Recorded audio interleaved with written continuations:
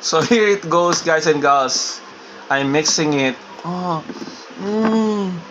smells so good. And I know this is tastes so good. Wow, gosh. See that? I'm over here. Be the first one to taste, be the first one to bite. This could be my day 13 of not eating meat like pork, beef, chicken, in respect with our dear Lord, for He died on the cross and suffered. Before He died, He suffered first under Pontius Pilate and beaten, humiliated,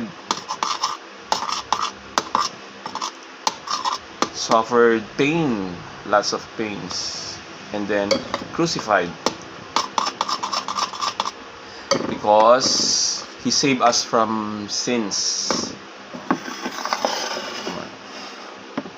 Some kind of hot. Gosh, I really love this one.